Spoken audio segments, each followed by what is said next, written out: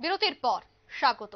টমটম চালকেরা তারা তাদের বিভিন্ন দাবি দাওয়া নিয়ে আজ ট্রাফিক এসপির নিকট ডেপুটেশন প্রদান করেন, যেখানে টমটম চালকের একটি প্রতিনিধি দল উপস্থিত ছিলেন। সেখানে তারা তাদের মূলত দাবিগুলি তুলে ধরেন এবং তারা জানান তাদের দাবি যদি না মানা হয় তবে তারা আগামীতে বৃহত্তর আন্দোলন, তৎসঙ্গে টমটমের চাবি এসপির নিকট জমা দিয়ে দেবেন, এমনটাই কিন্তু বলছেন টমটম চালকেরা।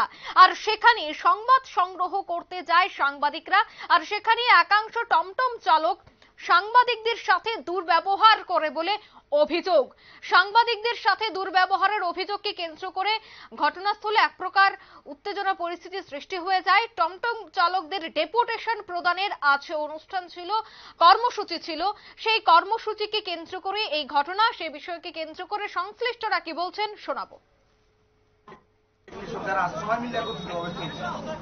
সরকার এবং প্রশাসন আমাদেরকে যে সময় যেভাবে আমাদেরকে সহযোগিতা চাইছে, আমাদের কাছে আমরা সহযোগিতার হাত বাড়াই দিচ্ছি এবং আপনারা দেখতে পাইছেন যে বিভিন্ন জায়গায় বিভিন্নভাবে সেমিনারের মাধ্যমে সচেতনতামূলক কাজকর্ম করে কিভাবে আমরা সমাজকে সচেতন রাখা যায় এবং রুটের পরিষেবা সুন্দরভাবে দেখা যায়, আমরা এই দিকটা থেকে লক্ষ্য রাখছি প্রতিনিয়ত।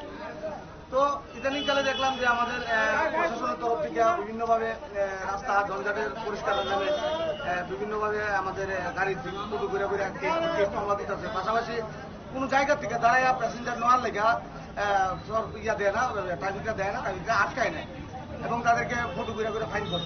তো অ্যাকচুয়ালি আমরা আপনার কাছে আপনার মাধ্যমে আমরা রাজ্যের মাননীয় মুখ্যমন্ত্রীর কাছে আমরা জিনিসটা অবগত করতে চাই যে আমরা যদি প্যাসেঞ্জার যদি রাস্তা দাঁড়ায় যদি প্যাসেঞ্জার নাই উঠায়, তাহলে আমরা কি রানিং এর মধ্যে কিভাবে লাভ দিয়ে কি কোনো প্যাসেঞ্জার ওঠা সম্ভব?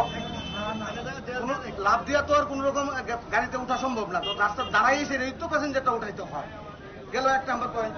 দ্বিতীয়ত দেখলাম তারপরেও আমরা সহযোগিতা করছি যে না ঠিক আছে আমরা করে দিতাম, কিন্তু ইদানিংকালে দেখতেছি কিছু সংখ্যক লোক তারা একটা সংগঠনের নাম ভাঙায়, বিএমএস এর নাম ভাঙায়, আমি নামটা ওপেনই করতে বাধ্যতা আছে, যে একটা রাষ্ট্রবাদী সরকারের একটা রাষ্ট্রবাদী সংগঠন যেটা আমরা জানি বিএমএস, সে বিএমএস এর নাম ভাঙাইয়া বিভিন্ন মানুষের সামনে একটা লোকসভা ইলেকশন নির্বাচন পশ্চিম আসনে আমাদের মাননীয় সংসদ যিনি বিপ্লব কুমার দেব আমাদের প্রার্থী, এই একটা সেন্সিটিভ সময়ে ওনারা বিভিন্ন জায়গায় লোকদেরকে হয়রানি করতেছে। রেল স্টেশনে গেলে তাদের কাছ থেকে যুবক প্যাসেঞ্জার নামায় রেখা দেয়, তাদেরকে গায়ে হাত তোলার চেষ্টা করে, মারধর করে এবং অশ্বিনী মার্কেট, আভানিয়া, জিবি, আইজিএম এমন কোন জায়গা নাই যেই জায়গার মধ্যে তাদেরকে হ্যারাসমেন্ট করা হইতেছে না। নাগেরজোলার সামনের দিকে দাঁড়াইয়া প্যাসেঞ্জার উঠানো যায় না, নাগেরজোলার ভিতরে গেলে চাবি রেখা দেয় জোর করিয়া, ব্রিজের গোড়ার থেকে প্যাসেঞ্জার উঠাইতে গেলে ওটুর তারা জোর করে রেখা দেয়। তো আদৌ তারা যারা আছে, যারা শ্রমিকরা যারা আছে, তারা কি অপরাধ, তারা কি করতে হইব, এই একটা সাজেশন আমরা চাবো।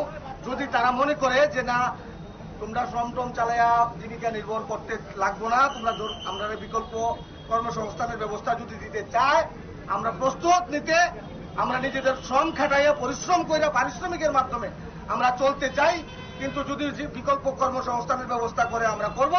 আর না হলে যদি যে না টমটম তোমাদেরকে চালাইতে আমরা দিতাম না, তাহলে আমরা এক কাজ করুন, প্রত্যেকটা চাবি সবার তরফ থেকে আমরা চাবিটা এসপি স্যারের কাছে দিব, দিয়ে আমরা যাইমু। যদি মনে করেন এসপি স্যার মনে করে যে না চাবিগুলাকে রাখা দিব, গাড়িগুলাকে আমরা এসপি স্যারের কাছে জিম্মা দিয়া আমরা আমাদের মতন করে চলে যাবো। আজকাল এতটুকু আমরা এসপি স্যারের কাছে জানতে আইছি আপনাদের মাধ্যমে। আপনারা শুনলেন টমটম চালকদের বক্তব্য। তারা তাদের বিভিন্ন দাবি দাওয়া সংবাদ মাধ্যমের মুখোমুখি হয়ে তুলে ধরেন এবং তারা বলছেন যে তাদের যে সমস্ত দাবিগুলি আছে তুলে ধরা হয়েছে তা অতি দ্রুত পূরণ করতে হবে, নয়তোবা তারা বৃহত্তর আন্দোলনে নামবে। নিয়ে নিচ্ছে ছোট্ট একটি বিজ্ঞাপন বিরতি, সঙ্গে থাকুন।